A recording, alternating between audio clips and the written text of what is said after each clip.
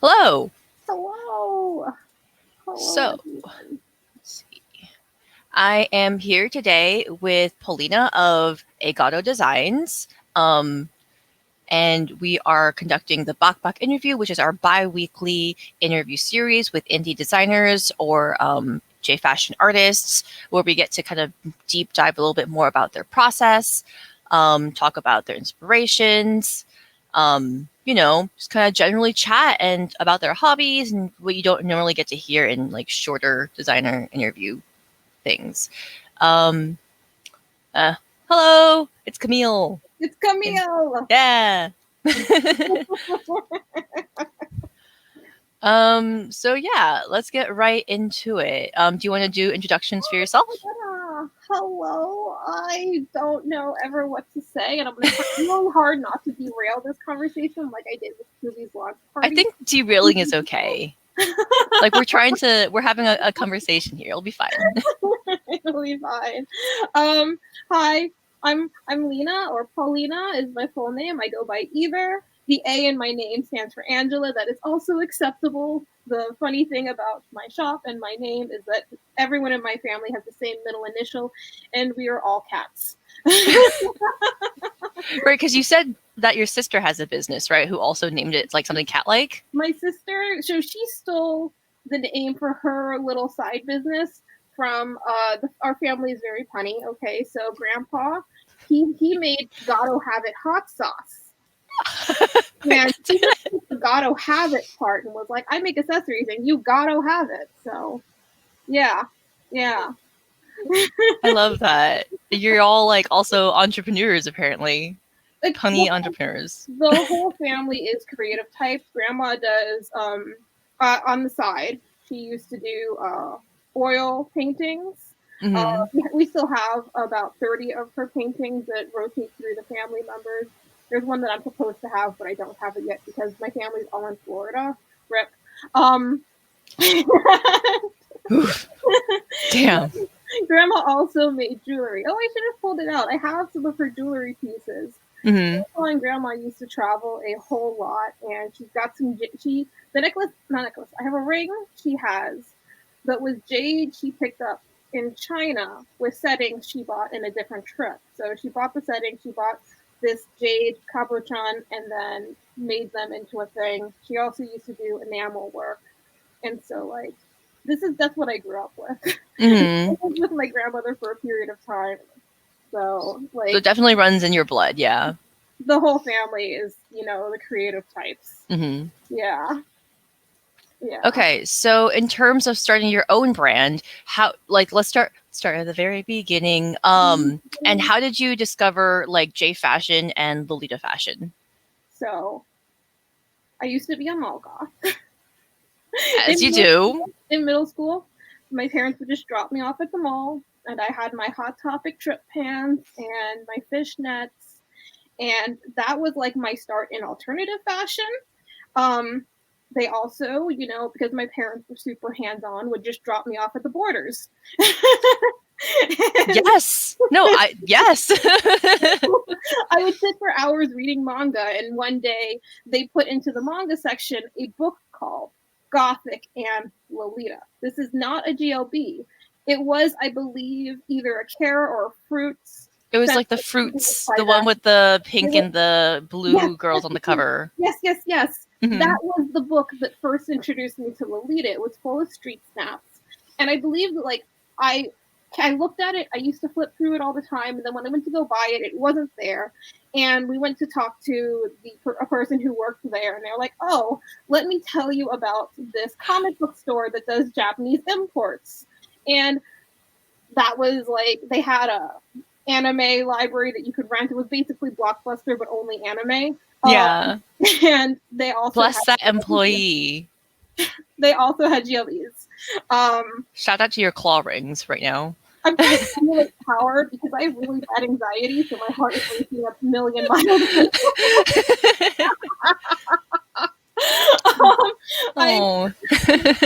is fine. So like that was in 2006 to 2008. I became aware of the fashion. I started looking at it online. At that point in time, I did not have my own personal computer. It was Mm-hmm. the early 2010s. I finally got my own computer. Also, guys, I had a Nokia brick. Just to like put this into perspective, the phone I had was a brick. They didn't have the internet. So you had to like text like this. I had to text with the 4 numbers. It was the brick. When you think of the little guy, I still have them actually, but You could deco it. they're indestructible. It's fine. So in 2009, I went to my first anime convention. Or 2008, I went to my first anime convention. So it was my senior year of high school, which this automatically everybody knows I'm like 30. It's fine. In 2008, I started working at conventions. Mm-hmm. And my brand did not start out as a Lolita brand. I used comic book character inspired pillows. And then eventually my shop has always been, I'm going to make what I feel like it. I'm going to make what I want. And I'm going to try and make money doing what I want. And so. Well, you are your own brand, so. Yep, literally. I started wearing Lolita fashion in 2012.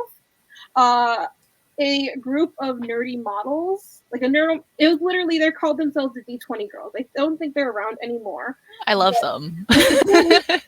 Somebody who was involved in that, I think they worked at a Michael's. They saw me in J Fashion-esque clothing.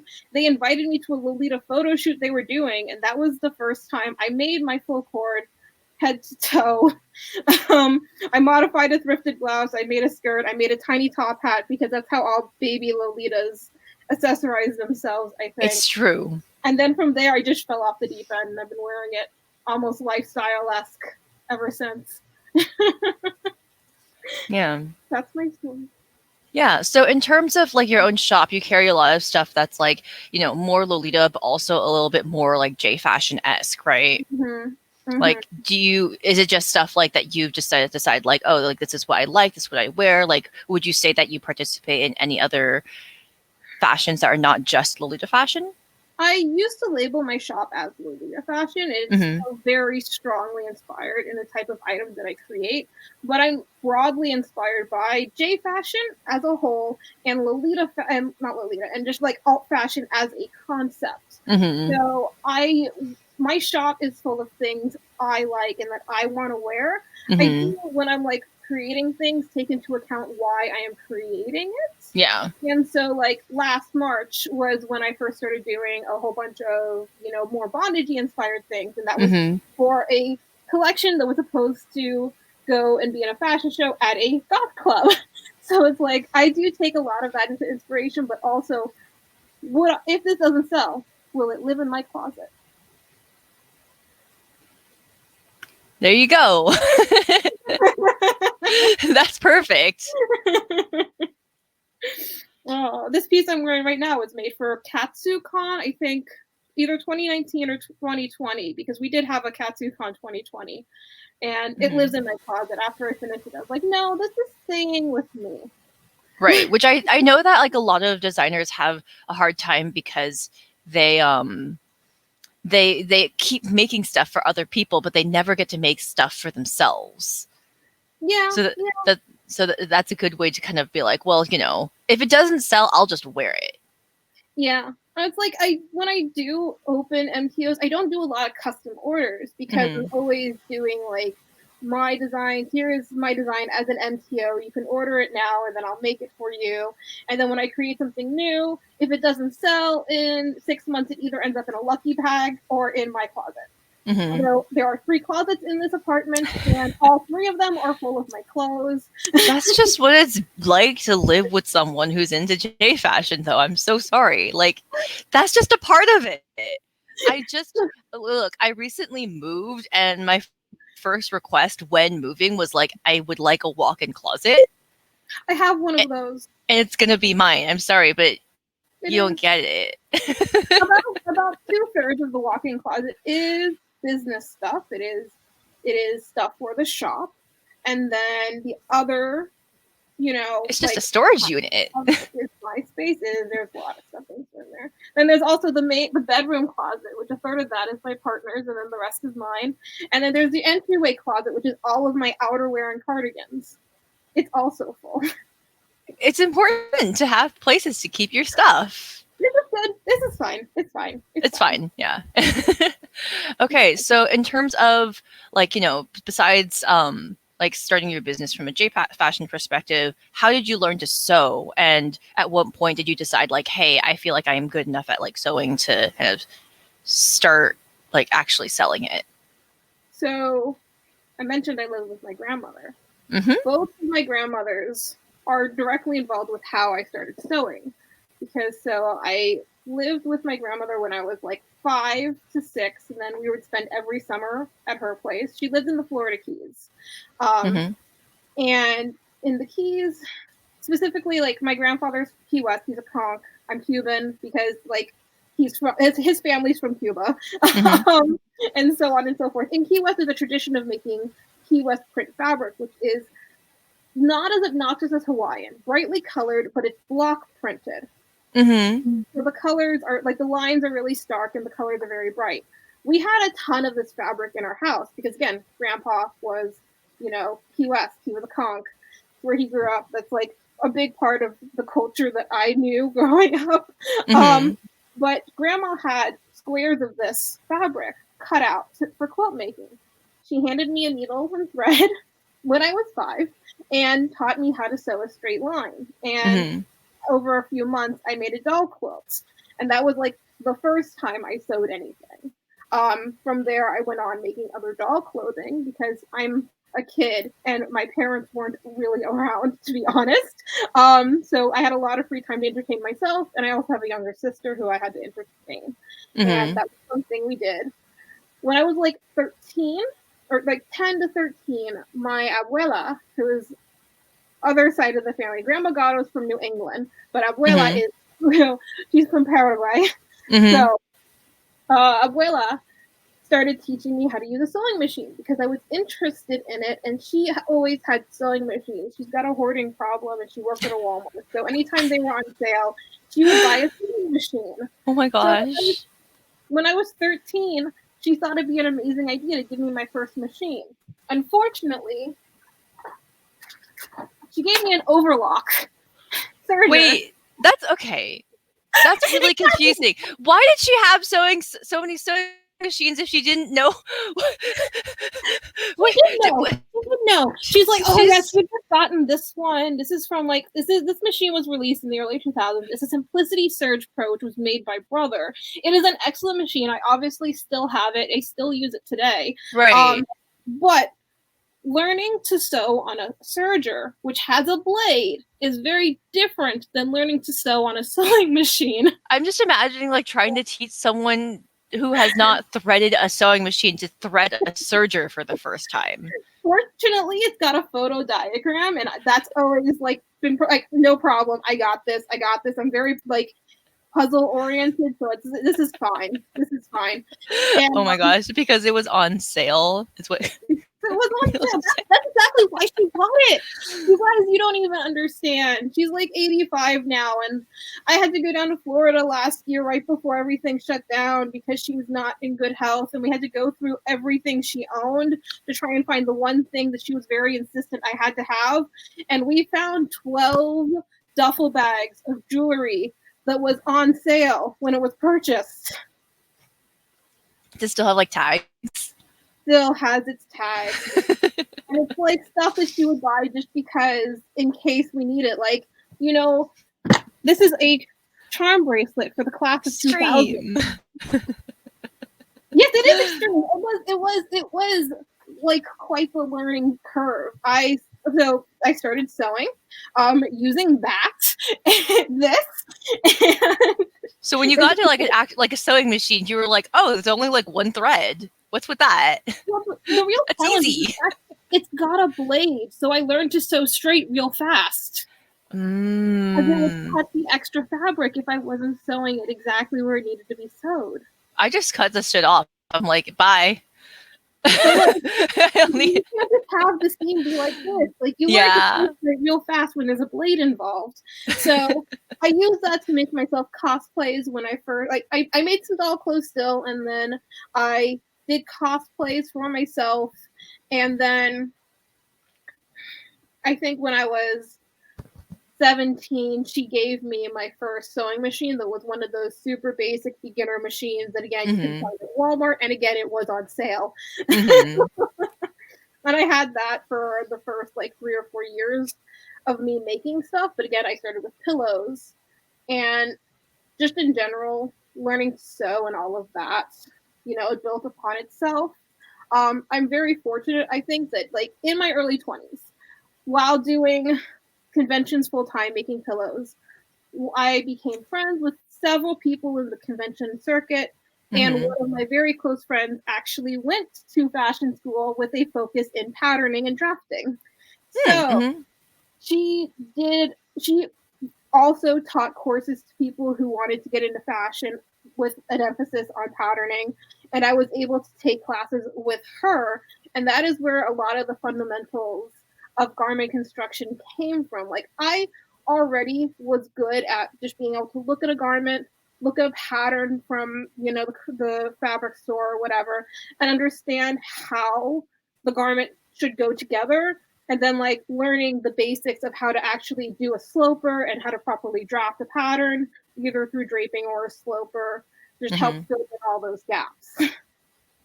And then after doing that for a couple of years, that was when I started making more of my own clothes. And then Mm-hmm. I don't remember when my shop transitioned. I know it's been, I think, 5-ish years as Gato Designs. My shop used to be called Grace of the Goddess. If you go to the Mm-hmm. Lolita Collective, it still has that in parentheses because when I joined the collective, it was Grace of the Goddess, and then I Mm-hmm. transitioned to Gato Designs because that was my garment label line. Got it. Yeah, Yeah. yeah. So kind of speaking of like patterning and stuff, I know that you are currently working on some like production patterning stuff for Poovy, and you're also just like kind of heavily involved in working with like other designers, kind of working together like with other locals. Can you explain your process of that and like how that all came about? Um, well, there are a lot of indie designers in the DC metro area. Mm-hmm. And it's really great because I have a lot of close friends who can directly relate to exactly what I'm going through as an indie designer. So it is Mm-hmm. kind of just like we're a group of friends and a support system. I don't know if I would have gotten quite as close to all of the indie designers if it wasn't for the Lolita Collective. So big shout out to them. Every year that goes We love by, them. I'm more and Mm-hmm. more involved in the collective and not just as a designer. Um, Mm-hmm. yeah, it's fun. It's always fun collaborating different talents. So for Dogs and Desserts, I'm like, which direction is what? Lucy from Cotton Book did the artwork as watercolors originally, and then Mm-hmm. scanned and digitized, and Poovy cleaned them up and created the pattern.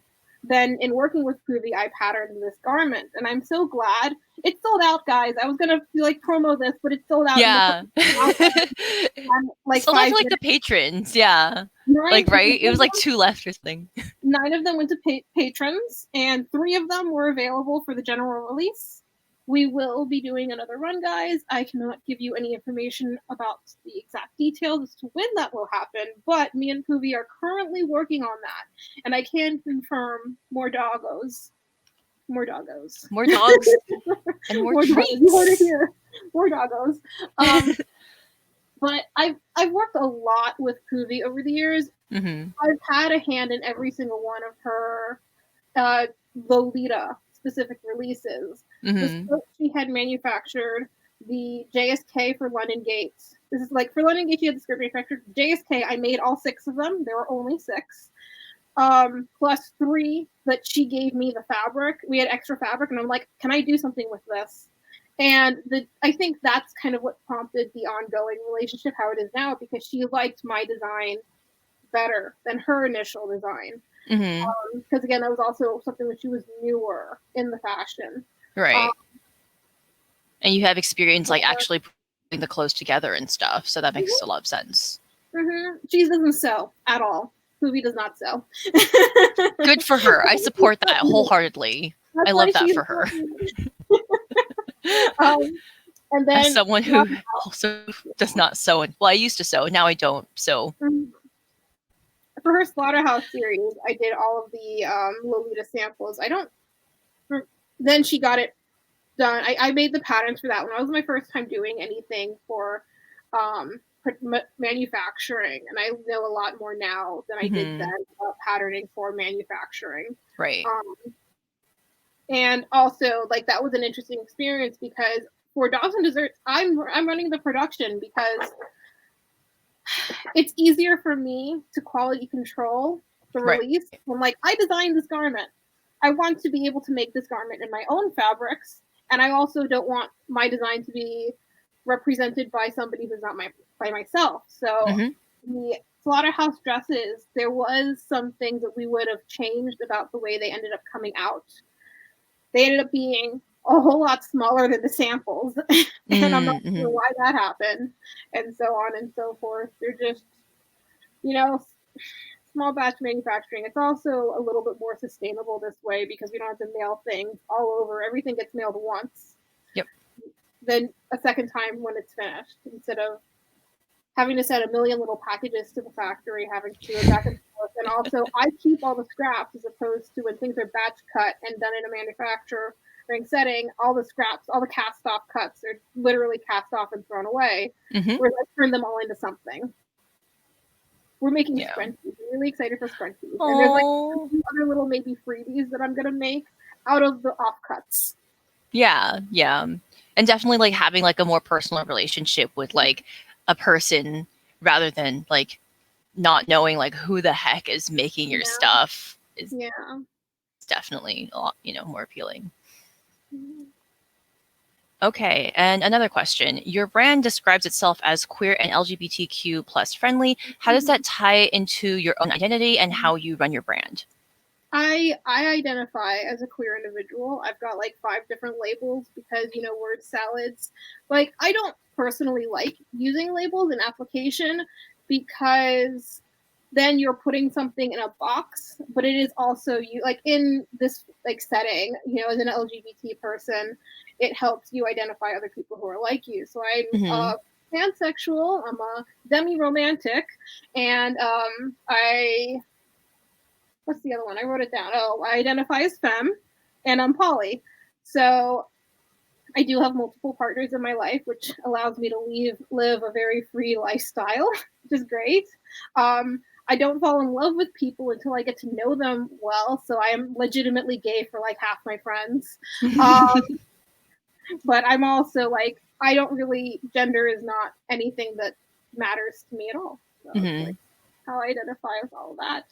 I always work in rainbow prints into a lot of my releases just because I do feel like representation matters. And last year I got really into wearing rainbow garments just because I do want to signal, I do want to flag, I just want to be like, representation is here. Like, I want it to be out there. I am very involved in my LGBT community. I have an ongoing series on my shop where I donate half of the sales for my Pride Powered collection to the local LGBT center, community center. I also very much am about the fact that garments have no gender. So regardless of how you identify, if you want to wear a dress, if you want to wear pants, if you want to wear whatever, I try and create my clothing to fit a really wide range of body types, but I am also always open to customization of a design. I don't do a lot of full custom orders, but if you see something on the site that you're like, oh, I love this, print, I love this dress, can you make that as a salopette? Yeah, probably. Yeah. I the order, so the pants version of the Dogs and Desserts design, my site's not open right now, but it is available on my site as a color block salopette, and somebody custom ordered that in the trans pride colors, and it was such a fun commission to work on because I got to redesign the layout of where all the colors were, and I sent that to them, and they loved it. It's great. Yeah, basically, if you want to look hella cute and hella gay. Hello. Yeah. Yeah. Yeah. You found your brand. Yeah. Like Mm-hmm. everyone involved in my business also is queer, except my sister, who's my web dev. She's the only straight person in my family.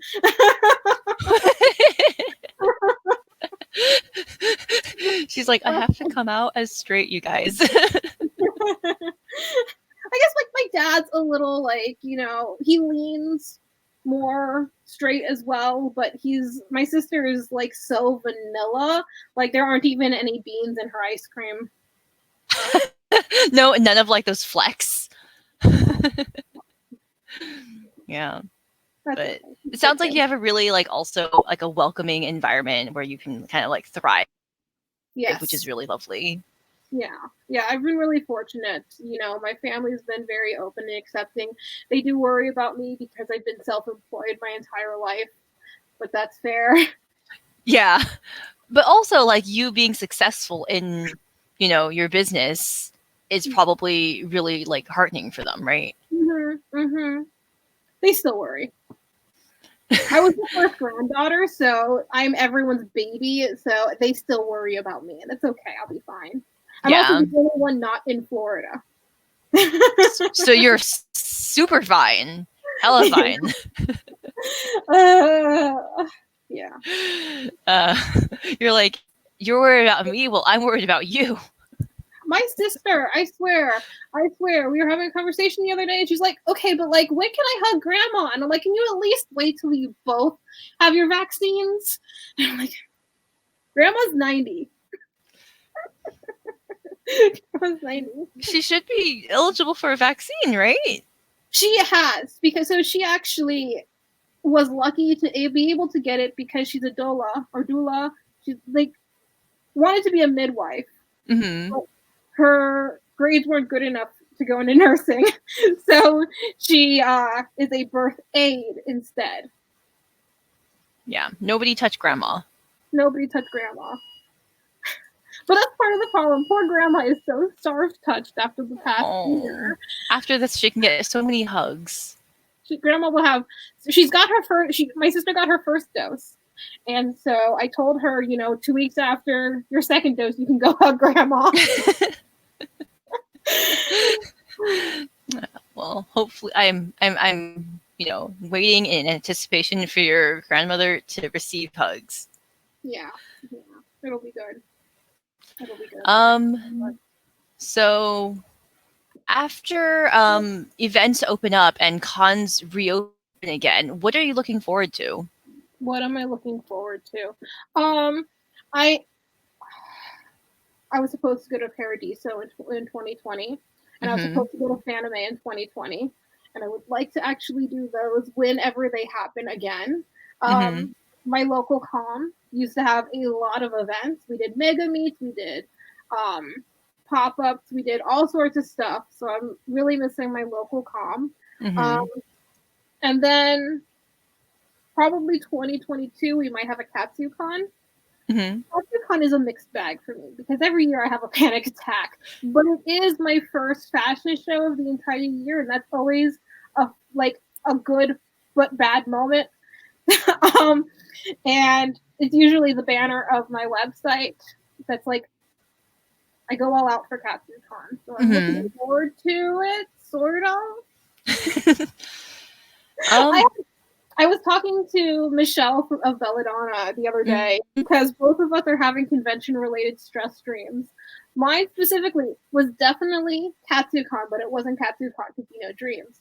And I kept dreaming I grabbed all my stuff from the booth right as the vendors hall closed, and I went to go to where we were setting up, and the person I had with me, oh no, I forgot the finale piece at the booth, please go get it. I get to the dressing, they left to go get it before they closed the doors and we were locked out of the vendors hall. I carry all this stuff to the dressing room, and I open the bags and half the garments are missing. So I decide at that moment to make new outfits based on what I do have. I would pick up something, put it on the model, turn, pick up another thing, and the model was gone. And that would go on. that would go on until it was like curtain call. The show's about to start, and I had no models and no clothes, and my finale piece still wasn't here. And then I woke up. Oh my god. Apparently everyone's having CatsuCon stress streams. KatsuCon is that kind of convention where you're gonna have a time. It'll be a great time, and it'll be a whole ass time. Mani says nude fashion show. There's no models even. There's no models. No models. I have done a lingerie fashion show before though, so that was fun. And something I remember, I think maybe in Haley's interview with Jordana, maybe they were talking about like, you know, conventions being like so stressful and like that kind of thing. Is there anything that you kind of, now that you've also like done kind of online releases that are kind of like more events focused, and something that you wouldn't want to go back to doing? I never wanted to do conventions. I've been trying to stop doing conventions for the past 4 years. I used to do 22 every year. That's like 2 a month. Except I was busier in the summer, so I would have them back to back for, 4 to 5 weeks. I got anxiety from hearing that. I used to, and then I told myself, no more. I'm like, you half that number.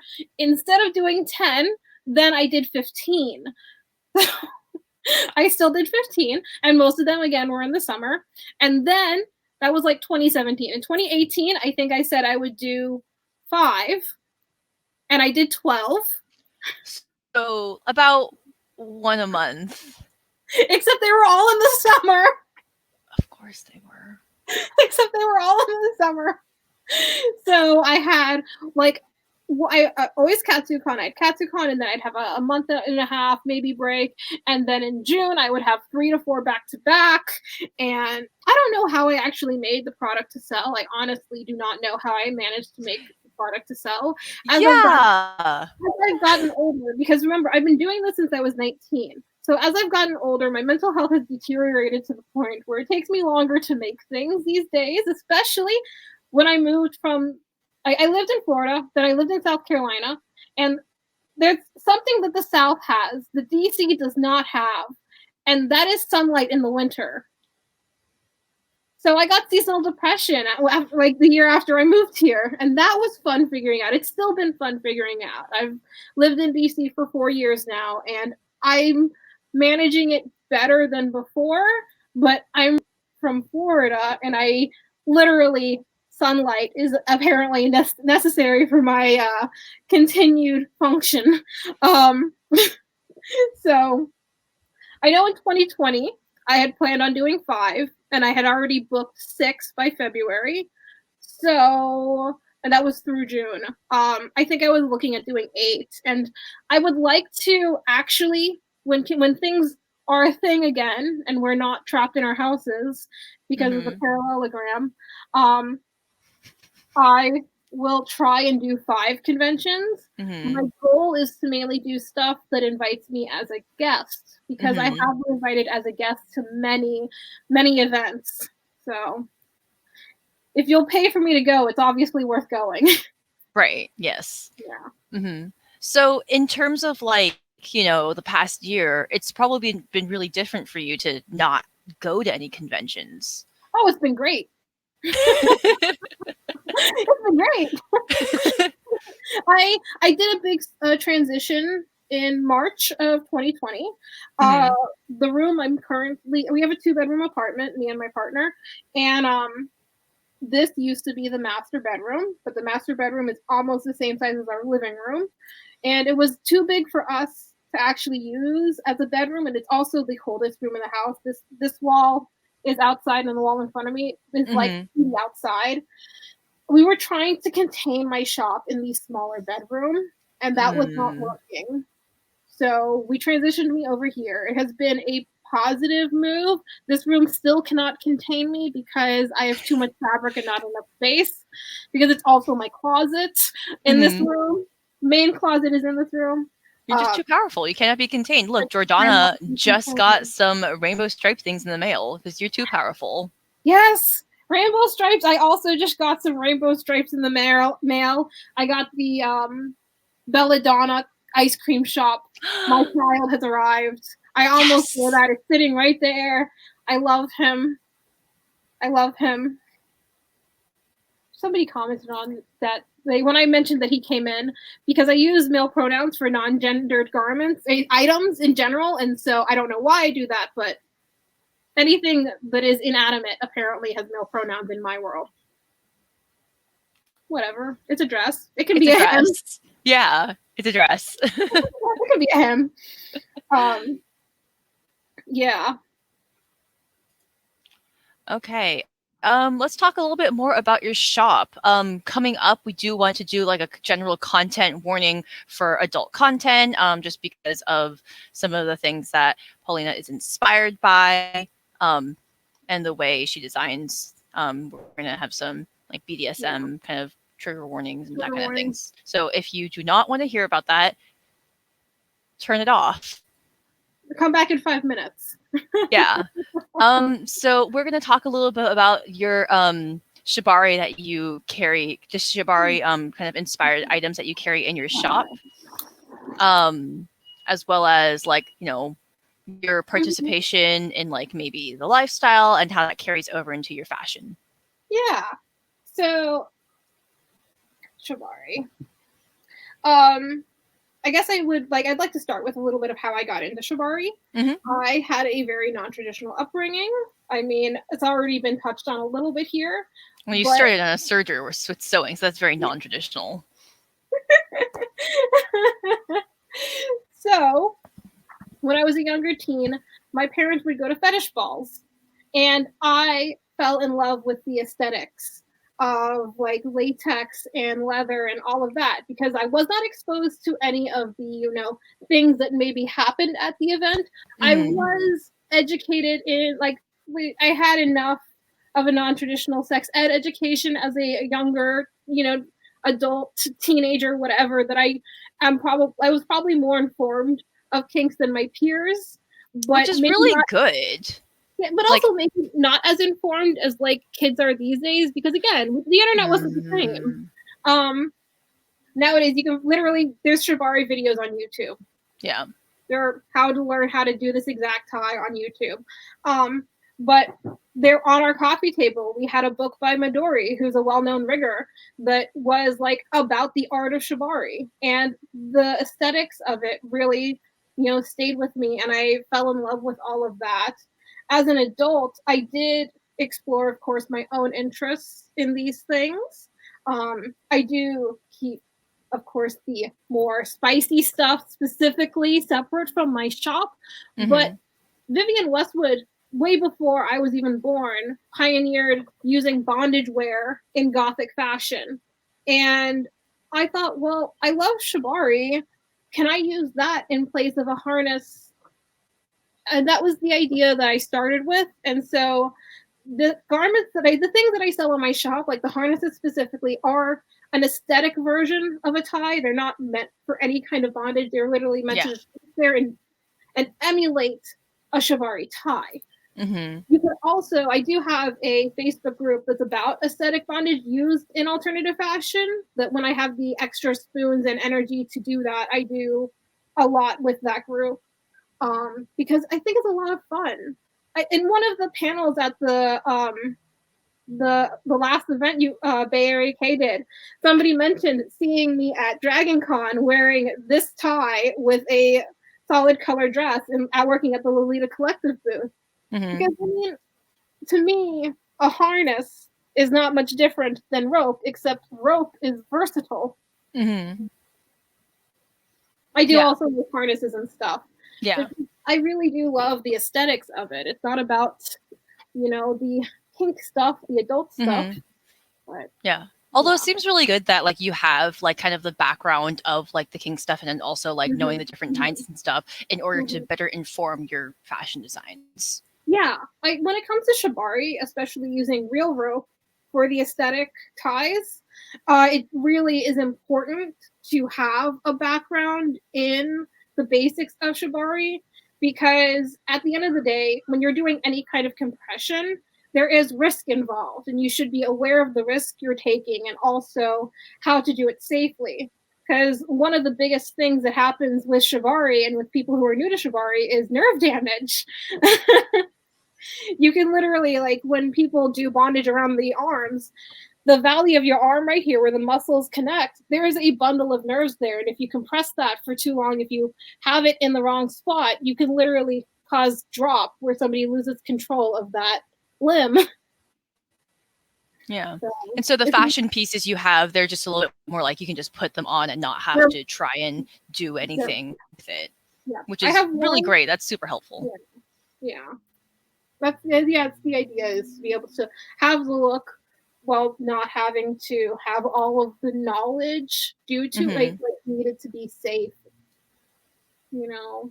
Yeah. And obviously it's kind of like great that you're not like gatekeeping, like, oh, you have to do like real bondage in order to wear this stuff, because again, it's always been in gothic fashion, it's always been in alternative fashion. People do wear it as a fashion item. Yeah. I've been seeing more and more people wear like harnesses and like kind of those kind of inspired items in their cores and stuff, which I support and I think is great. Yeah. I love it. I love it. I'm here for it. You know, it's like in the West, we don't have nearly as much experimentation with Lolita specifically. We have our rigid rules, which I do think helped it take off here. I think so, yeah. Also, you know, for many years, you couldn't really bend those rules at all. Do you remember, like, oh, you're not allowed to wear a see-through blouse? Yeah, and you know, then what happened? Yeah. Fine. Ruffle Chat just lost their mind over is cleavage Lolita. Oh my gosh, you cannot have boobs. You cannot have Don't boobs. grow them. Stop having a body. Let go of your form. Become a shapeless blob.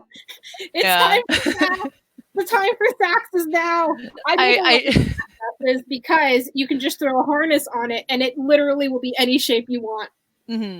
Yeah, and then when you eat some food and you're like, man, that was a lot of food, you just take it off and you're just wearing a sack. It's the best. I'm actually wearing 2 harnesses right now because I can take one off if I get uncomfortable, and then I have the other one still holding the shape.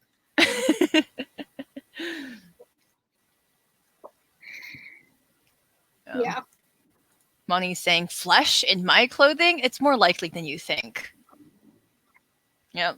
And shout out to you for, you know, doing experimentation and just keeping like that kind of part of like the fashion alive, especially within, I don't know, this community, I guess. Yeah. Pearl Squid's in my local comm, so. Let's see. Our local comm really does like to push the boundaries. We've lost a great power in Avena because they have had to return to the, you know, unfortunate Florida. They'll go back. Yeah, I still love seeing their like at least they post a lot of their outfits online, so we can like. I love Avena. They're so good. They're so experimental, and they're also generally an amazing person. They are, yeah. I love them. So kind of besides your own brand, and you know, besides partaking in like bondage and stuff, do you have any other hobbies that you want to talk about? Real long and hard about this question, because the downside of how I started my business and the downside of like, unfortunately, late stage capitalism makes us believe that if you have something that you can create and it can be consumable, you should monetize it. And I have fallen trapped to that many times. That's actually part of how I was like, oh man, I love shibari. Let me make some shibari for other people to enjoy. And I had to think long and hard about this, but I do love camping. I can't monetize camping. I do, however, take outfits with me and do photo shoots while out camping. Especially because camping's been great. We used to go once a year, and then 2020 happened, and we went every single month. We're now like halving that. We're going to go every other month. We're trying to do a trip at the end of this month or the beginning of April because we haven't gone yet. You okay? I kicked something. It's fine. Okay. Yeah. A lot of things precariously balanced you cannot see in the, you know, you know. In the Anyway, field of vision, yeah. Camping. I love camping. I grew up in the Florida Keys, and the key that I specifically grew up on was called No Name Key. It was half undeveloped land and half, at the time, solar powered self-sustained community. And we would go out in the half of the woods. It was part of the Key Deer Refuge, which is why only half of it's developed. They started developing it in the 60s, and then they got the rest of it protected. And so, like, I grew up very outdoorsy, very naturey. I did lots of hiking. Summer vacations were always climbing some mountain. And I still love doing that. I don't do it nearly as much. My hair goes blonde when I'm outside. I get sun bleached, and you can tell how much I've been outside. But yeah, camping. I love doing trips in the woods and stuff. So it sounds like you're able to go a little bit more now that you don't have to go to all those conventions. Oh, yes. Well, so that's good. My partner was doing forced vacations on me because I would instead just spend my whole time in this room working. And so it was important to get out of the house and do something where we weren't going to be surrounded by people. And so we would run away in the mountains. Yeah, I always get worried about you because you always do all of our events like back to back. And I'm like, is Paulina okay? Like, is she overworked? So I'm glad that you have like a way to get away. Yeah, no, I feel like everybody worries about me. That's the story of my life. Because you've done, I think, almost every single one of our events, like back to back. I did not do Purgatorio, and I did not do the Vegas Royal Retreat. But I did do every single other event. Yes, which is a lot. And I'm like, that's so much stuff to churn out. You're just productive. It's fine. It's fine. At least you don't have to go physically. Yeah, everything. I've had to switch to getting everything mailed to me. I do have a good amount of space here, so the way I block out and I set up my production schedule is that I am turning out on average 4 to 12 garments a week. Just depends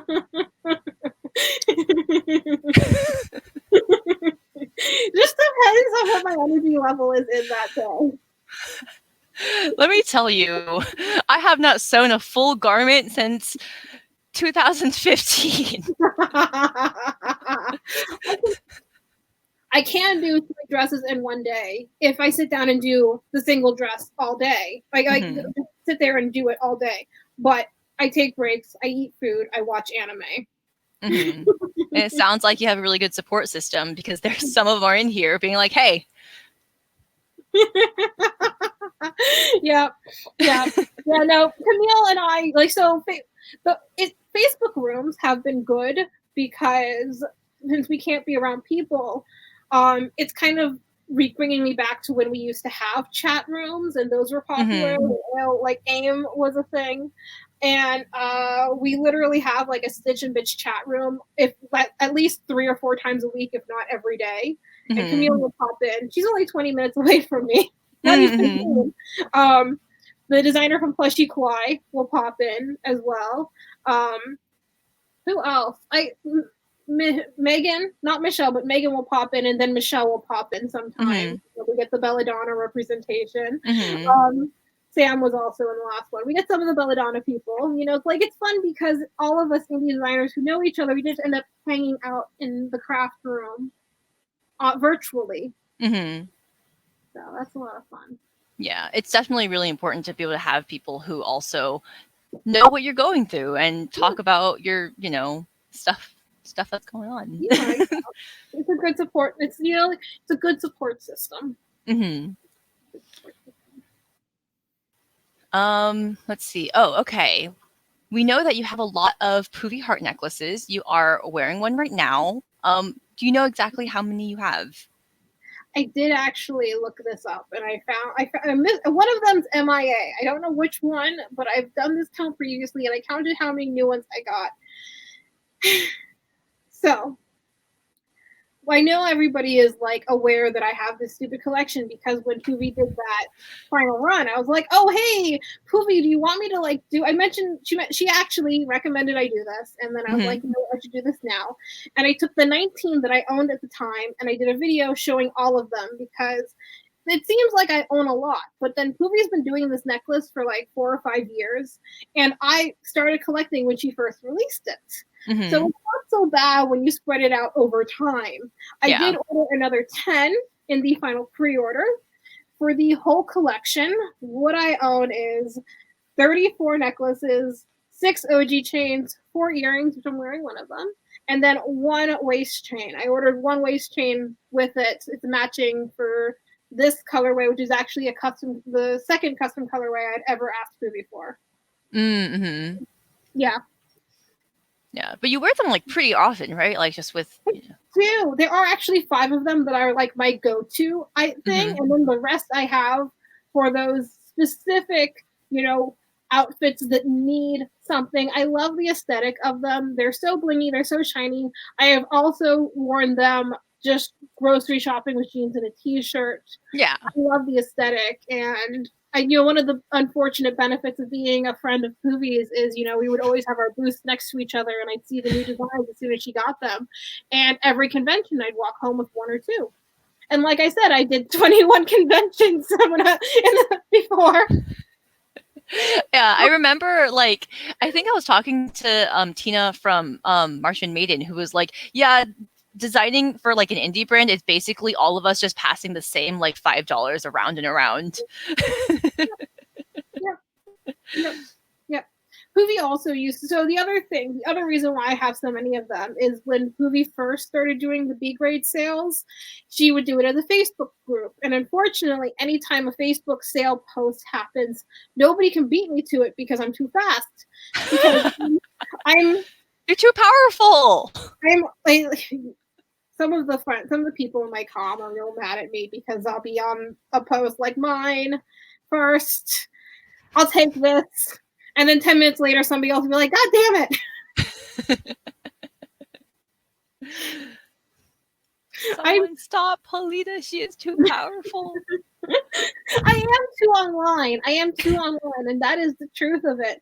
Because, okay, so you guys are on my MacBook. I also have an iPad I've turned into a laptop. And then I also have my smartphone, which is with my partner right now because we're expecting a food delivery. Yeah, and there's also the whole thing of like when you were not one, I'm always on 2 of them. Like also when you're a business, you can't not be online. Exactly. Someone might contact you. You have to do social media. Like even if you wanted to take a break from social media, you cannot, which is stressful. The case is pink and the laptop's blue. He's blue. I wanted a blue one, but it's cute. It's cute now. It's cute now. You just see all the stickers on the laptop. It's hilarious. Extra kawaii. Yeah, you gotta make everything kawaii. That's just you have to.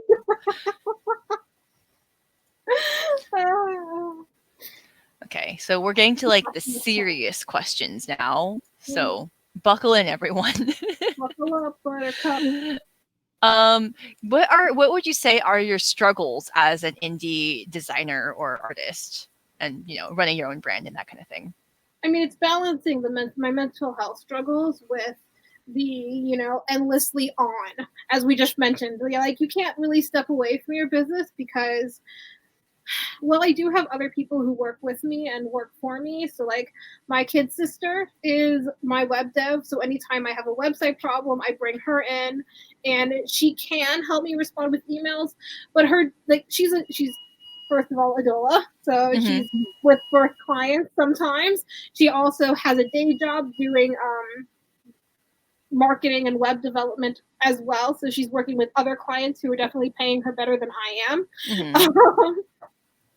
And I'm hoping to bring on at least one person to help me fulfill orders because I do spend almost as much time filling orders as I do making the items to fill those orders. Mm-hmm. It's not just one step. You have to once you finish the item, you have to package it, and then you have to put it in the box, and you have to label it, and then maybe drop it off at the post office or schedule the pickup, and then make sure everything gets picked up properly. I have 4 packages from the beginning of February that were picked up but never scanned in, and so I've been trying to hunt them down. Oh my god, yeah. It's not, running a small business is not one job, it's about 20. Yeah, because you have to do your own marketing, you have to do the social media, you have to like take all the photos. So basically, you're also a graphic designer. Which Like I'm it's not. just everything. It's just so many things. It is. You have to wear lots of hats. So like finding the balance for all of that and making time for myself is like the biggest struggle I deal with. I think I do a pretty good job of balancing it all out. And that's why I've been able to do this. I've been like ongoing for the past 12 years, almost nonstop. My shop is closed right now. I'm on a temporary break to finish catching up on orders. And we're going to relaunch the website soon with a new design. That'll be good. Yeah. Is it going to be like different colors or? So it's going to be better.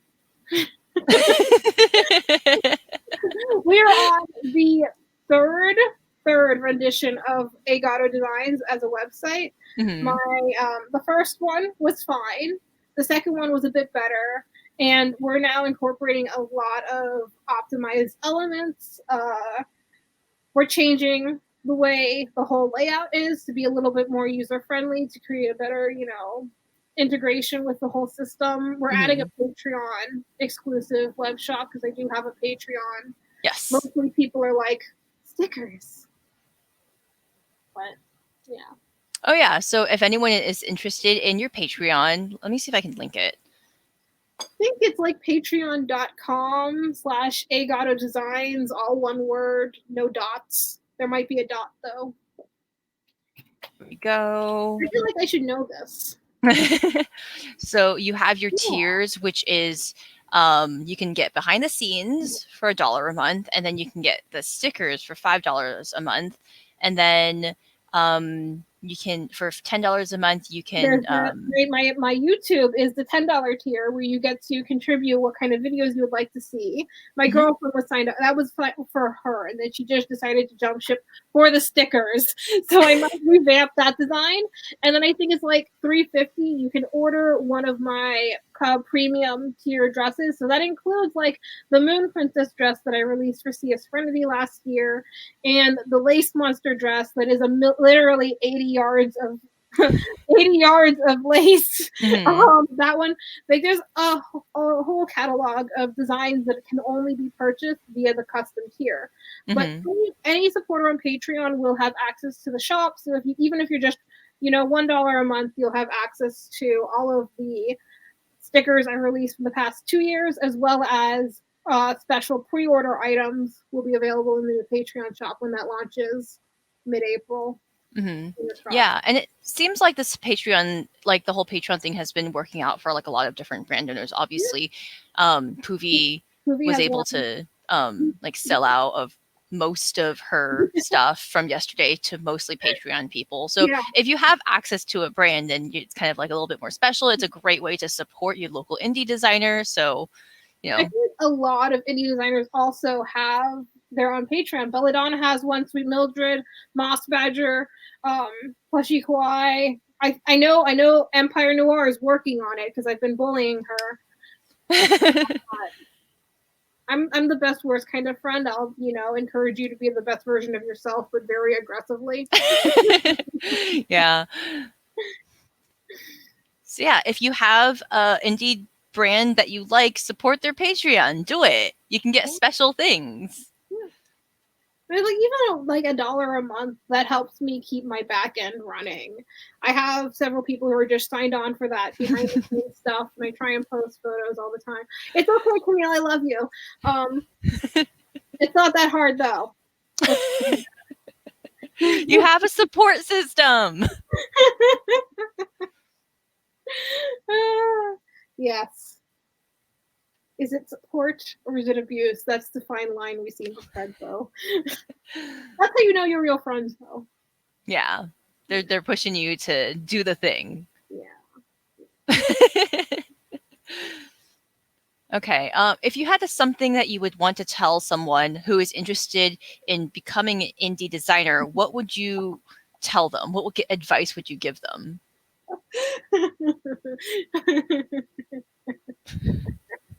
Don't.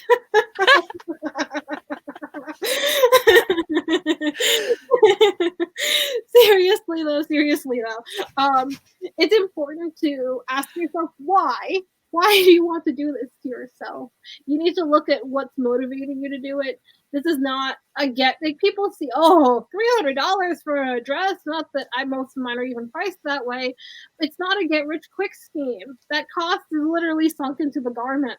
Mm-hmm. Well, like Poopy mentioned this before, that like most of her Lolita releases don't even like take years to break even if they ever do. Yep. Like we got really lucky. The Dogs and Desserts sold out, and we'll be able to do a second run. Yeah. But even that is like because she's already been doing this for such a long time. Dogs and Desserts, it's the perfect storm of a release because it's doggos, it's sweet, it's cute, it's a good garment design. I made it. And people just went for it. That's not going to be true of every release. You're not always going to have a winner. I definitely have stuff in my shop that I've gotten no orders for, and then ones that have sold out multiple times over. It just depends. The other advice I'd say is to like set boundaries and stick to them. It's really important to have not to. It's so easy for me to spend hours and hours in here and let other things in my life slip by and just get work caught up in the work. I'm really bad about setting those hours for myself, and trying to maintain those boundaries is really, really important. I'm really against turning a hobby into a business, like a full business. If you want to have a side hustle, sometimes that is unfortunately necessary, but don't quit your day job. Right. Yeah, and don't jump into it after you just another unfortunate thing I feel that I've seen before is people just are so passionate that they throw themselves into it without having done any kind of real market research, without having a good understanding of the industry at all. A grain of, yeah, you had to start small and start slow. Yeah, because you started off when, like you said, like pretty early on when you were what, like 18 or something? When I was 18, I started working at anime conventions as a booth babe. So I got to know. I worked as staff at an actual convention as well. So I got to know the convention industry first before I started selling as a vendor. Yeah. So you have like all the background of like sewing knowledge and also like knowledge of anime conventions. Yeah. You have the power of anime on your side. I have the power of anime. And then like, like starting a business that wasn't just garments before doing garments. Like you have all these things as your background for so many years before like, being able to sell out of certain releases and that kind of thing. Yeah. Yep. I'll be honest, the only reason I can do this is because I have such a strong support system outside of my business. My partner is the main breadwinner, and I am able to have this space in my house. I'm able to throw all of my investment into my shop, back into my shop, to try and help it grow and to keep it going. Whereas if I was just an individual trying to make ends meet by myself doing this, it wouldn't happen. Yeah, you couldn't take those kinds of risks. Like, not that you wouldn't be able to make the money, but like how, you wouldn't necessarily feel comfortable like putting all the money back into the business. Yeah. I'm very lucky to have a very strong support structure in my life. Yeah, and I think that's something that's really important to acknowledge. Yeah. Oh, it looks like someone here has just joined and loves your necklace. It's from Poofy Fell. This is Poofy. This is from Poofy. There's another one on which way? She's wearing another one. I have 34. The best part is this colorway was custom made for me. Poovy only made 4 of them, and I bought 3. And she kept the last one for herself. I gave Nice. one. I kept one. Gave one to my girlfriend, and then the third one was turned into a waist chain. It's the Paulina colorway. Super exclusive, limited. This is technically part of her Pride series, so if she ever does another one, this is the polyamory Pride. The Paul. Wait, no, hold on. Polly. Actually, that's the one nickname I do not abide, is being called Polly. That's the name of a parrot. And while I screech, I do not squawk. Okay, so what I'm wearing today is my own brand, except for the over thing, which is Axis Femme. Mm-hmm. Yeah, so you said you're wearing 2 harnesses? Yeah. 2 harnesses are made by you. I think I'm clever. This is all snaps. So it's really easy to snap on and off, and it's also a multi-way harness. This is available on my site. So you can wear it about 12-ish different ways. And then the belt is made out of neoprene, so it's like a rubber material. Yeah. Yeah, I like it so much. I love it. Do you have anything that you're currently working on that you would like to talk about? I have to take these off. I have a release plan for the shop reopening that is going to be again mid-April. I have 2 open orders I need to finish before I can start the construction, but I've designed a new halo set in gold and silver. They're super cool. They're just little baubles. It's super simple. And then it's spring. Tiered garments, tiered skirts make me cry tears. But I have decided to live my best innocent world, inspired. Florals for spring! Nonsense. Yes! For spring. The series will be called Sapphire Blossoms, because there's mostly navy colorways, but this fabric is literally sitting here and it'll be cut out tomorrow. I thought about trying to rush it and get it done today, but there's a stack of fabric right there that I don't want to precariously balance. So after things get cut, they have to go there. It's just moving piles around.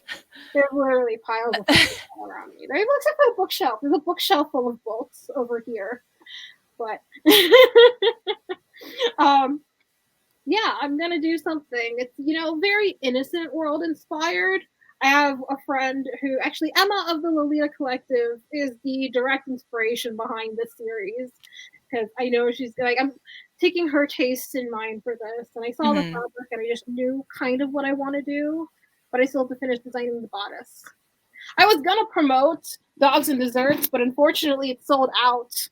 So you can still promote it because there's going to be round 2. There's going to be a round 2. This is actually, I made in total 10 sample garments for Dogs and Desserts. 3 of them were my own sample test for the pattern, and 7 of them were for Poovy. This is version 2 of the fabric and the sample run. The final fabric is going to be more like this. So you can see the print difference. Oh, yeah. Is it like a little bit, it's a little bit like taller? It's about twice. This is the same thing right there. It's about twice the size. Twice the doggo. Twice the doggo. But we are working on Dogs and Desserts. I just happen to have the pink colorways here, and then this sample is my personal sample that I keep.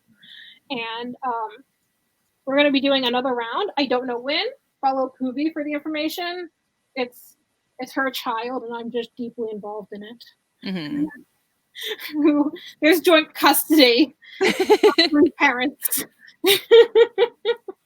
But you're so involved in its life. I'm literally the one giving birth to each one of them. I just have, like the mother role in all of this. Oh my god. Literally a labor of pain. It'll be great though. The production, if we go according to plan, production for these will start in 2 weeks. So that's my timeline is finish open orders tomorrow, this week, and start the sample run for my spring collection, get the samples done, and then when all of the fabric and supplies for dogs and desserts arrive, I will spend the next 4 weeks working on that. Okay, so I think I'm at the last question that I have like written down, but obviously we have time for questions after this. But and you've kind of covered this about like how you would want to like do more in the future in terms of like maybe getting someone to fulfill packages. But other than that, do you have any planned like grand plans for where you would like your brand to go, what you would like to do? It's really hard to look so far in the future when wearing so many hats keeps me stuck in the present. Mm-hmm. I am definitely getting an additional helper part-time because my girlfriend, who's currently on the West Coast, will be here on the East Coast later this year, and she knows she's going to be put to work. She is a willing sacrifice for the packages. And I'm planning on having her help me with a few other things that I'm able to have her do. Mm-hmm. I mean, I've mentioned the Patreon. I'm still doing more and more stuff for the Patreon. I've transitioned, instead of just doing individual stickers, to doing sticker sheets. Mm-hmm. Do I have it here? I know I've got one of them here. I do have it here. This March's Patreon is Honk. Honk. It's ducks, and then Yeah. April's is inspired by Kamikaze Girls. Oh, that's cute. So I've been doing sticker sheets for the past few months, and I'm going to keep up doing that. Getting the iPad was a big thing. I only just got the iPad in December, so I'm doing even more artwork because Procreates. That was the whole point of getting the iPad. What else? I mean, when events come back, I do plan on doing fewer events. I hope that the virtual events keep coming because I absolutely love them. And so I do plan on continuing to do virtual events as long as they are a thing that exists. Yeah, I think this is something that like we've discussed like as a team, like if we're going to continue doing this going forward after like people are not, you know, potentially going to die from being in close contact. But I think it's been really valuable to be able to like, you know, have accessible events to everyone that we're on the opposite sides of the country. I mean, yeah. they're huge. It's impossible to go to all of the Lolita events because they're so spread out. So having the online option is just super great, and like adds to the accessibility.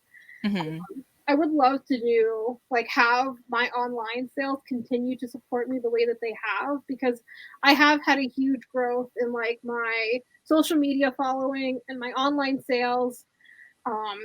And Oh dear. obviously my time will not be able to. There's not enough time for both. So I would love to stay online as much as possible. Yeah.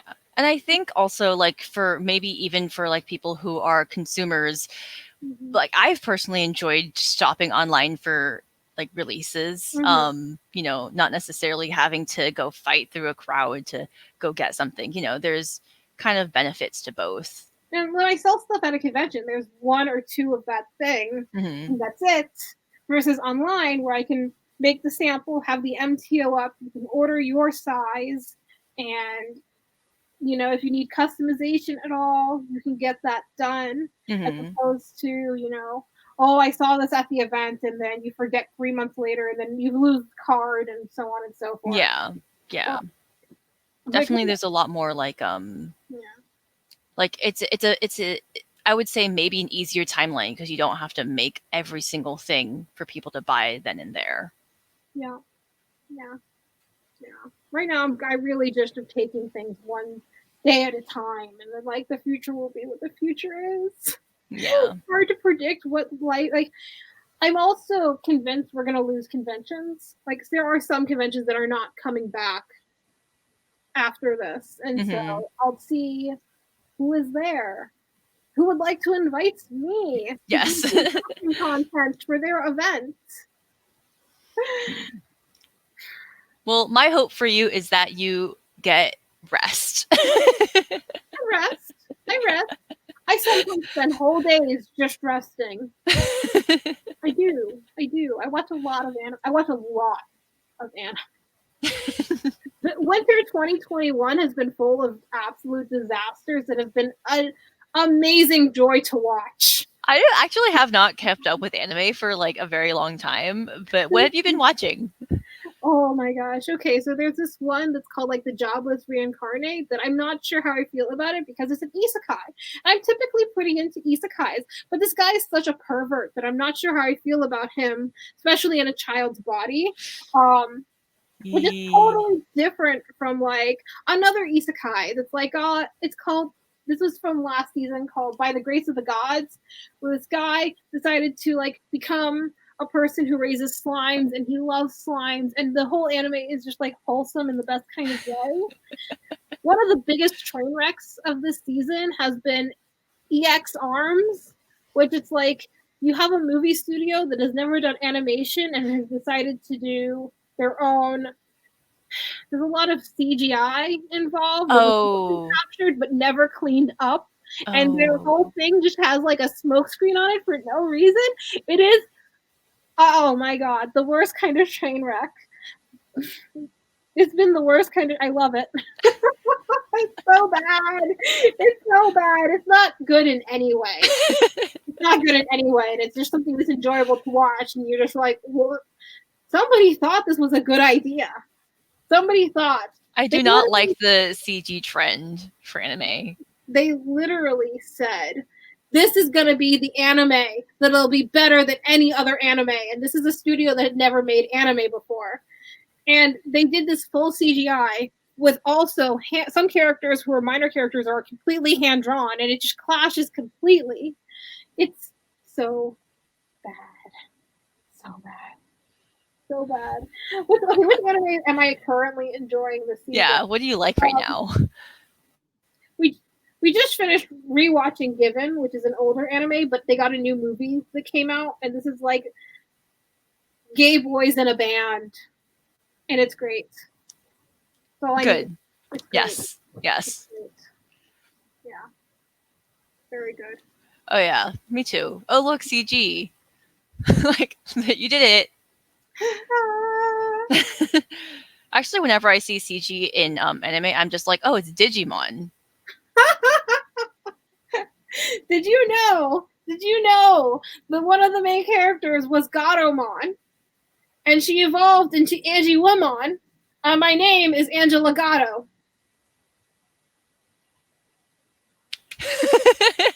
That's you. It's me. You're the Digimon. I'm the Digimon. I love that one. Oh my gosh. It's a giant like Yakult bottle. There's Ichigo. Yeah. Milk. We love Digimon. We love Digimon. We're not attacking Digimon. Okay. Again, I watch a lot of anime. I've seen every single release of Digimon up until Try. I did not watch Digimon Try. And then I have not watched the new Digimon Adventures because I'm just like, I was so put off by Try. Oh. That's okay. That's okay. They tried.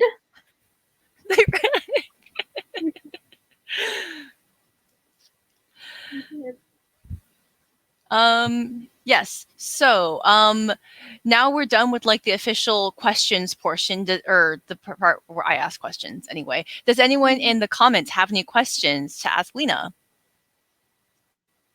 We'll wait because there's usually like a gap of time. Yeah, I just got this. I found it on like one of those China, like, not AliExpress, but bulk order from Japan website or China, whatever.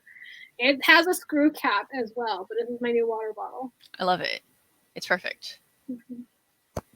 Oh, what is your favorite color? So, my favorite color is blue.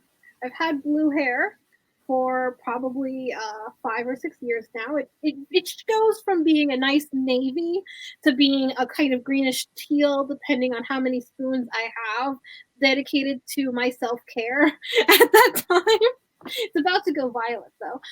Blue is my favorite color.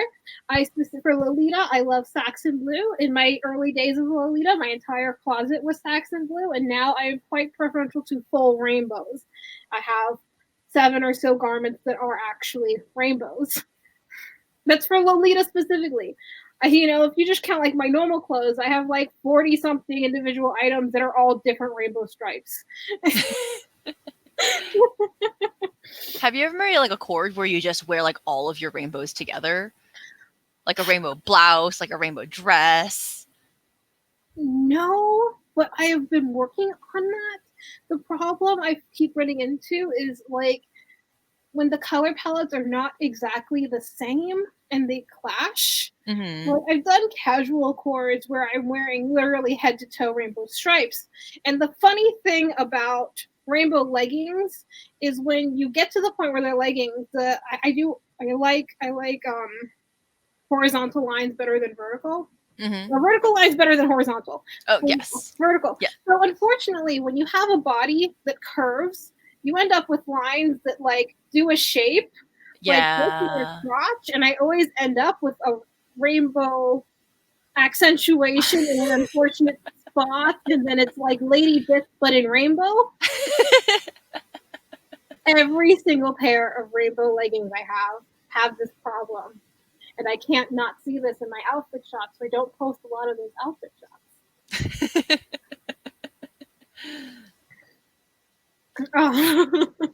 Oh my gosh.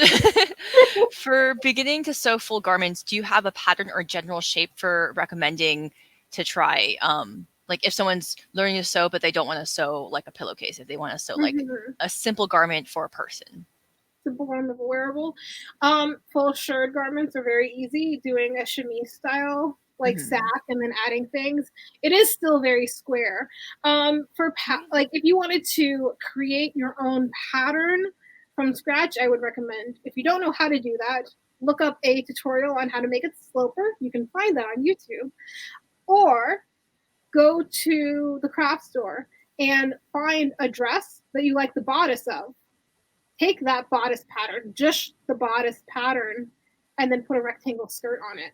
Most Lolita skirts are gathered rectangles. And it's very easy to just do a couple of stitches on the top of a thing and gather it. I've got my machine tricked out so that I can do the gathering stitch as I'm sewing, but you can also do that by hand. Sometimes I'll do it by hand if I have to do a custom and it needs to be a special measure and I don't feel like math. Yeah. I never feel like math. Yeah. But you can go, okay, you can't go to a Joann's right now, but you can go to Joann's website or you can go to Simplicity's website, check out their new look patterns. They're like $2. Find a simple sundress and then add all the embellishments to that. Lolita is a lot about the embellishments. The bib for this is a square with a heart on it. The waist is actually curved specifically to fit the body. Your waist is actually curved. It's not a straight line. So, because definitely I think like the part about like learning to sew garments for the body, the hard parts that people find difficult are like armholes, putting on like a sleeve. I guess if you're like really, really starting out, maybe it's just a rectangle skirt, because at least then you have to learn how to make like a waistband. The other thing is you could do it the French way and do things to fractional scale. I love sewing I have ball jointed dolls. They're hiding in the background over here. And sewing garments for them first, you can test the pattern, not waste as much fabric, and then just scale it up. If you want to do, again, math. But, if you're just beginning to sew garments, working with dolls is definitely more fabric saving and going to be a cheaper option in the long run. Just so you have an idea of how garments should go together. And once you have that base knowledge, it's gravy. Okay, here we have Tornu Soul, who's asking, do you feel like any one social media platform has helped your sales and brand growth more than others? I have no clue. I have no clue. But like I find that the networking aspect has helped me with sales. The fact that like I post stuff, other people share stuff. So Instagram got a lot of traction. My numbers have jumped up since Dogs and Desserts was announced. And that's because Poovy's sharing my stuff. Everybody's sharing the stuff. Me and Poovy are posting similar but not the same images, and we're both getting a lot of traction from that. Facebook is awful. Facebook owns both Instagram and Facebook, and they want you to pay for the algorithm. The algorithm is never your friend. Word of mouth and doing events is, I think, the best social media way you can grow stuff out, because it's why I did so many conventions, because being there physically seen helped me get a loyal fan base. And many of those people, once I was no longer at events, did start buying from me online. And then also the Bay Area K events, the J Fashion On Demand events, both of them did help with the exposure to a new audience. And once people see your stuff, the trick is just getting people to see it. Yeah, which I think has been the goal of these virtual events, is for us to boost sales for indie brands who get kind of screwed over by these algorithms. Yeah. Well, it's especially helpful for me, the fact that Bay Area K is based in the San Francisco area, and I've been to California all of twice in my entire life, and only once as a brand. And when I went as a brand, it was for the infamous time the Lolita Collective had 6 booths at Anime Expo, and there were 20 of us there. That was a time, I think Jordana talked about that time as well last weekend, or whenever the other, during her. Yeah. The van life. Was that it? There's a photo of me, Jordana, Poovy, and I think Kamila sitting in the back of the van, and I'm just like this. Like this. I'm done with the day. I'm done with everything. We'd just been harassed. The only other thing I remember about that event is the next morning we walk into the convention center and Jordana sees the crowd. She's like, they're gonna run out of anime. There's no more anime, guys. Go home. They're out of anime, guys. You gotta go. Crowds at Anime Expo are a thing. Yes, they're gonna run out of anime. That's the only thing I have from the booth. Yes, we were all there at the Anime Expo. This is we were all there. Every one of us. We had a time. We rented an Airbnb and we lived in that house, and it was a time. Yeah, but definitely, I don't know. Social media is definitely hard, and I don't know if there's anyone actually successfully doing it. My sister does SEO optimization, and so I leave her to repost stuff sometimes if she can. That's it. That's where I don't know. I'm an old person. The amount of posting you have to do in terms of engagement to actually get any engagement, it's insane. Yeah. And I know people are oh, you have to make reels, you have to make fucking whatever the else Instagram wants you to do. Reels and IGTVs and stories and posts. I'm more active on my personal Instagram, but it's got a smaller following, but the number continues to dwindle.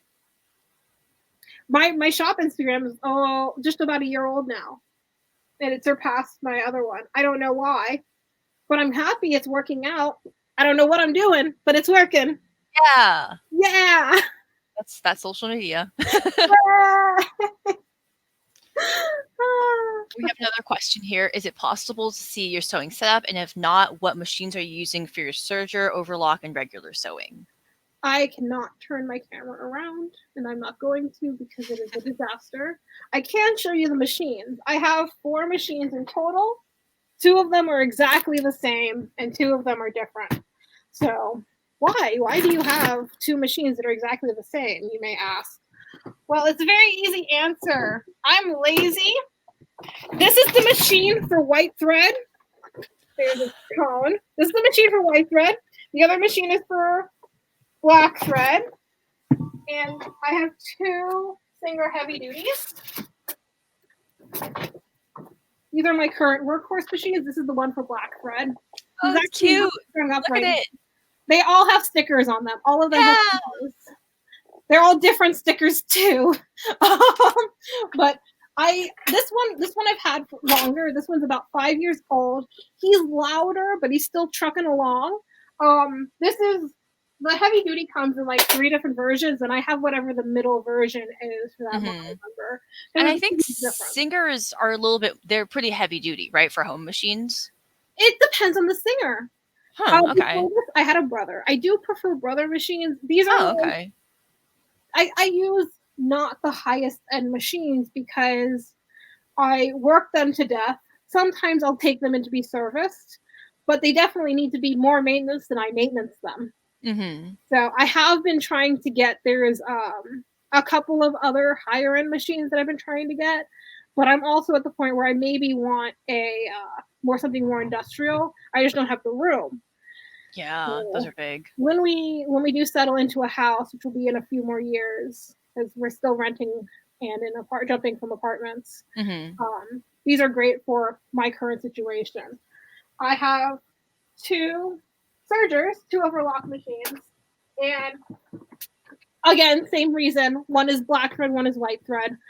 My Simplicity Surge Pro, which was my very first sewing machine. He's typically the black thread one, but the other boy decided to have a hissy fit, and so he got switched over. This machine is actually made by Brother, even though it's Simplicity branded. This specific one is not available. It was made in the early 2000s. Then I have this guy who was having a fit, and he just needs to be cleaned and maintenance. This is my Singer Multi-Lock 14. This is from the 70s. This belonged to my mother-in-law originally. Wow. And this is typically my white thread machine. Yeah, she didn't use it. She didn't use it, and she also had 2 Sergers. And she's like, would you like a second machine? And I said, yes, but I don't have to change the thread. Yeah, well, changing a thread on a serger is a little bit more of a pain in the butt. Although there's a trick. There's a trick. You know the do you do the thing where you like tie the threads on and just go? Yeah, when you clip the threads, you tie it and you pull it through until you get to the needles, and then you have to thread it. Yeah, I used to do that. But sometimes you just lose it and you're like, damn, now I actually have to thread this thing again. Yeah. Which is like no big deal either, but it's like, nah, then I have to work. Yeah. I prefer not to work. I was talking to Megan the other day and she's like, you do not need to tell Michelle this hack, then we're going to have so many sewing machines. Having like multiple sewing machines. The other point of having multiple sewing machines is if one has to go into the shop, I have the backup. Yeah, and Lolita specifically in like J fashion is not necessarily that heavy duty, so you don't really need like a heavy duty machine. You're going to be sewing like kind of more like cottons or lightweight things or like lace or like whatever. So super fancy for most fabrics that are used in Lolita and J fashion, like basic apparel is not that bad. Yeah. Every merino garment I'm working on, that's a nightmare. You know.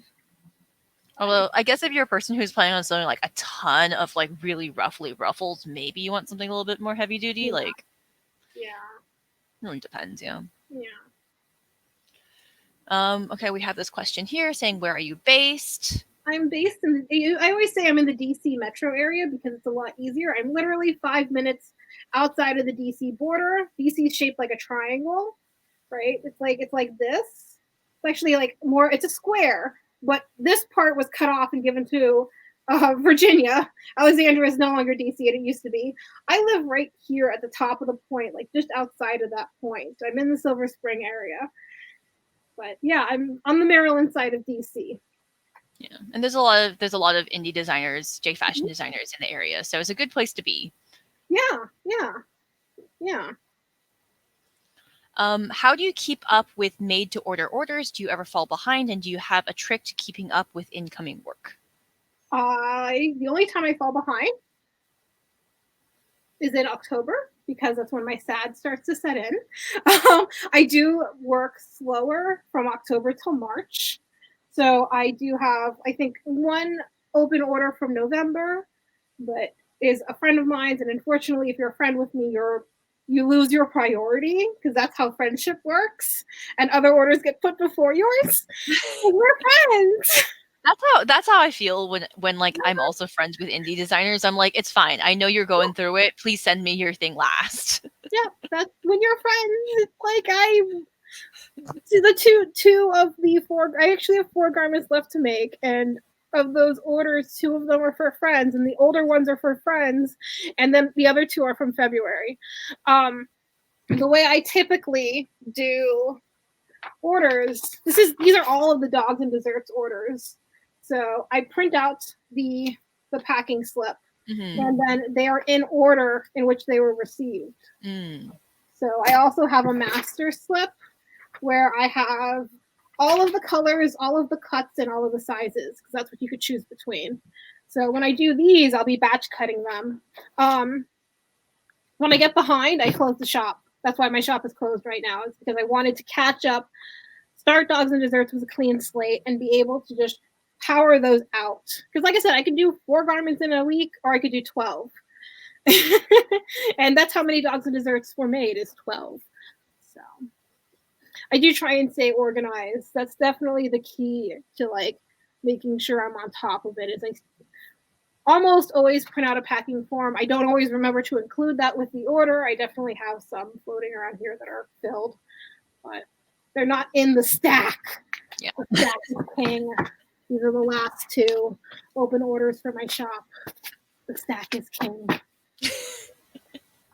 When convention stopped, I set up all my grid wall so that it's in front of me, and then it's over on the side, and I have a bunch of baskets that I used to use to display goods, and now it's holding all my supplies.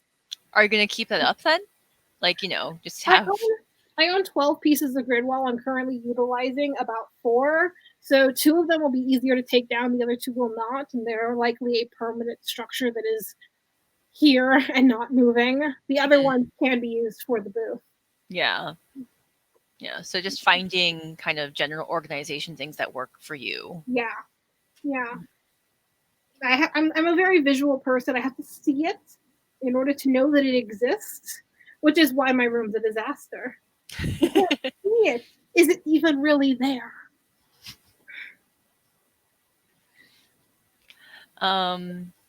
Okay, so we have more questions about you being in DC. Do you go to see the cherries? I do. So our street actually has probably 20 cherry blossoms, trees at the end of it. So we have that right here in our neighborhood. I used to go to the tidal basin every year. Obviously, I did not go last year, and I do not plan on going this year because even though they have shut down that part of the mall, people are still there and they're still going. Yeah. Please don't. Please don't.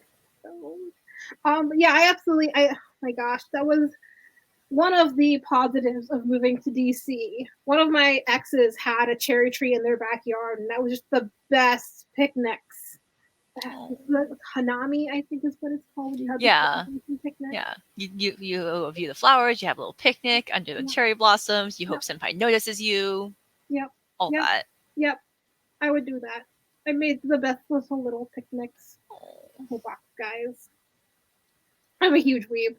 She would take us to the Murakami Museum in South Florida for all of the festivals, and even as a child, I had kimono.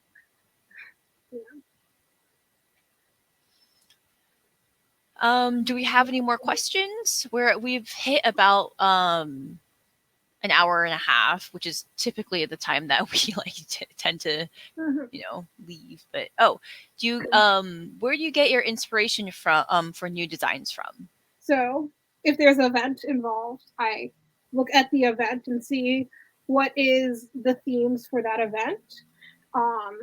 If I'm doing something just for myself, I try and do it very seasonally. Unfortunately, that means I'm releasing something during that season. So like in October, I did bat capes because October, Halloween, but some people got their bat cape in February. I'm fine with that. I'm bats all the time. Like yeah. I try and design my stuff so that they can be wearable anytime and year round, but seasons are taken into account. Mm-hmm. Mood is also taken into account. So like I'll go through phases where I'm only making sack dresses because I'm lazy and I want to be comfortable. Yeah. The back capes. The back capes were great. I do plan on doing another MTO for them because I think that there were like 2 left in stock. Mm. But I over ordered on fleece, so I'm just gonna make them and have them ready to ship. You get them in time for next Halloween if you only want to wear Order now. things like. I also have a bunch of I have like a lot of fleece that I'm planning on doing. I love capes. Just, like you literally wearing a blanket because I make mine out of fleece, so it's literally you're wearing a blanket. It's great. It's great. Yeah. Just be comfy. Yeah. Be Yes, just comfy. be comfy. Just be comfy. Okay. If we don't have any more questions, I guess this is probably going to be the end of this interview. Thank you for agreeing to be interviewed and sharing your life with us. Everyone go check out not the web store because it's currently closed. I have a limited selection of products available through the Lolita Collective right now. If you go to their website, you can sort by the brand. That is something you can do. You can also follow me on my different social media platforms. Primarily, I am active on Instagram at .agato designs and on Facebook at the exact same thing, a.gato designs, because it is my name. I'm also a cat. And I'm also on YouTube at A Gato Getaway because that is again my family's putty. So this is our getaway vehicle, our getaway relaxed time, our getaway. Gotta go. Gotta go. Gato go. It is time, guys. I gato go. Farewell. Full off screen.